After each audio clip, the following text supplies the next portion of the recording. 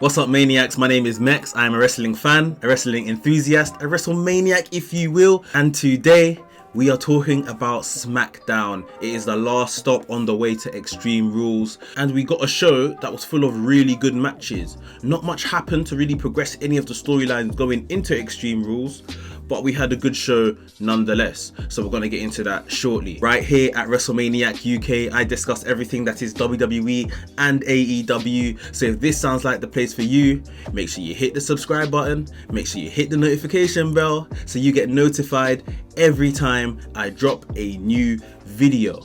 Ladies and gentlemen, without further ado, let's get into the review. So like I alluded to in the intro, it wasn't an amazing show, it wasn't a poor show, it was somewhere in the middle, and we just got a lot of good solid matches. I think that's the best way I can describe and sum up the show. It was a bit like Raw this past week, where I would expect more happening to push forward storylines, give it, that one last oomph before we get to the pay-per-view this Sunday, Extreme Rules the Horror Show, or the Horror Show Extreme Rules, however they're saying it now. But we didn't really get that, didn't really get it on Raw, didn't get it on Smackdown yesterday. But all in all, I think the Extreme Rules pay-per-view is going to be a good one. So let's get into the show. To open the show, we had singles action from Cesaro and Big E. The winner would choose the stipulation. The stipulation could either be a table match or a cage match for Extreme Rules for the Tag Team Championships. After a good solid match from these two, it took a bit of involvement from Shinsuke Nakamura hitting Big E with a kick whilst the referee was trying to get out of the way and not get hurt herself, so she didn't see it happening, and then Cesaro picks up the win. We had a little back and forth from both teams after the match, but in a segment backstage, Cesaro and Nakamura announced that they are picking a tables match as the stipulation for the Tag Team Championship. I do hope that Cesaro and Shinsuke Nakamura pick up the Tag Team Championship at Extreme Rules. Nothing against the New Day, it's just something new, something fresh. I mean, Cesaro gets thrown into a tag team partnership with everybody, anybody and everybody, so it would be nice to see him with Nakamura and just to see them put on some really good matches defending those titles. We had a moment of bliss where Alexa Bliss was advertising a special guest coming to the show. We got Bayley and Sasha Banks invading the show, however they weren't actually the special guests, and as Alexa Bliss told them to kind of get over themselves, my special guest isn't here yet. The special guest arrived and it was Asuka from Raw, the Raw Women's Champion, who will be taking on Sasha Banks at Extreme Rules for the championship. And as Asuka was making her entrance, Sasha Banks and Bayley attacked Alexa Bliss and Nikki Cross in the ring. So for whatever reason, Alexa Bliss wasn't on wrestling tonight, and Asuka teamed up with Nikki Cross, I guess as the champion and challenger, facing the other champion and challenger, Bayley and Sasha Banks. Again, such a great match. In the last couple of weeks, especially around this anniversary of the Women's Revolution, we are seeing such great performances from all the women involved in divisions on both shows, NXT as well. It's just such a good thing to see that they are now getting this spotlight that they've worked so hard for and are really taking the opportunities given to them. This was a great tag match. In the end, Bayley got the pin on Nikki Cross, 2 feet up on the rope for leverage, referee didn't see it, and Bayley and Sasha go into Extreme Rules with the upper hand. From the beginning to the show up till the match, we had John Morrison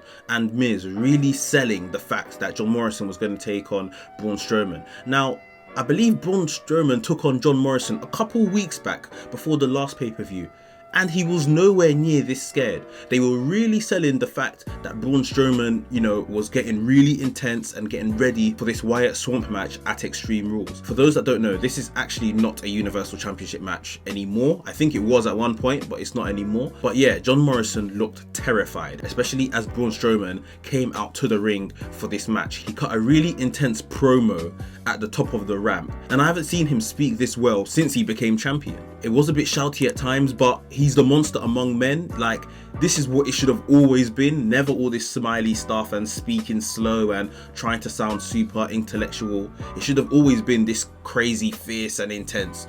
So it was really good to kind of see that from Braun Strowman. And then once he got in the ring with John Morrison, it was as good as a squash match. John Morrison got a little bit of offense in, but it was as good as a squash match. For me, Braun Strowman hasn't looked so good, destructive and powerful for such a long time. So yeah, Braun got the win. He looks really intense going into this swamp match, and John Morrison really sold his injuries after the match.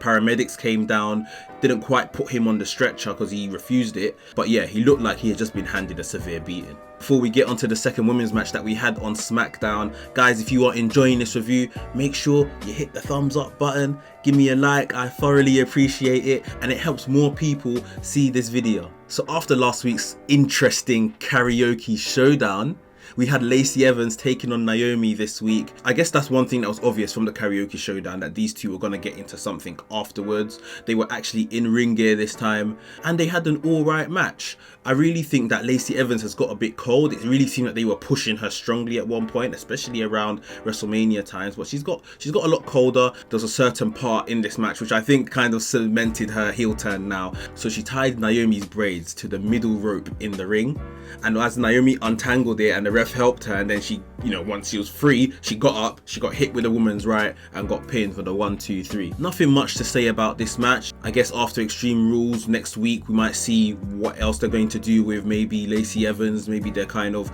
warming her back up for something, who knows. But yeah, it was just a straightforward match to kind of iron out what happened at Karaoke Showdown. And then we got onto the big main event match, the Intercontinental Championship match. AJ Styles was defending his championship against Matt Riddle, and they had been selling this match since the beginning of the show. Throughout, we had different superstars throughout the show kind of giving their opinion on who they think is going to win. Daniel Bryan was in on his little Zoom call or selfie promo, whichever one you like, and giving his opinions. And obviously this match did not disappoint. It was a really good match between two really good superstars. I mean, if we're not going to get anything in the way of storyline development, especially before a pay-per-view, the least you can do is give us really good matches, and that's what these guys did here. I feel AJ Styles is in a point in his career where he is putting over younger talent and making them shine at the same time, but he is still very much able to show his pedigree and his quality, and that's exactly what he did here, despite him retaining with just a roll-up. I think the match was thorough.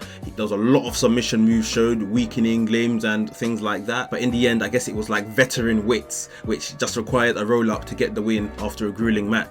I was surprised to see after the match a show of respect from AJ Styles. Now, I don't know whether this was a show of respect or if this was a setup for what happened next, but it was nice to see AJ Styles kind of stick out his hand, offer Matt Riddle a handshake, like, yeah, you done well, I respect you. But as soon as those two shook hands, Baron Corbin ran out of nowhere, took out Matt Riddle, started laying the beat in. AJ Styles just walked away from the situation. Had nothing to do with it, I guess. So it does look like we are going to get into Matt Riddle versus Baron Corbin, which I'm not excited about, but I think it's going to be a good first feud for Matt Riddle to really get himself over with. So ladies and gents, that was SmackDown, and the next stop, Extreme Rules on Sunday. It's going to be really interesting to see who's going to walk out. Are we going to get a new tag team championship? Is Bray Wyatt going to get the upper hand on Braun Strowman? I think we all know the feud between those two is going to go to SummerSlam, where The Fiend will probably pick up the win and will become the Universal Champion again. I am interested to see what the latest cinematic match will look like in the shape of this Wyatt Swamp match. Guys, leave me a comment down below. Who you think is going to win the tag team championships? Will the New Day retain, or are we going to see new champions in Cesaro and Shinsuke Nakamura? If you're new to this channel, please make sure you subscribe, hit the notification bell so you get notified every time I drop a new video. And that is it. I will see you on the other side of Extreme Rules. WrestleManiac UK signing out, and I will see you soon.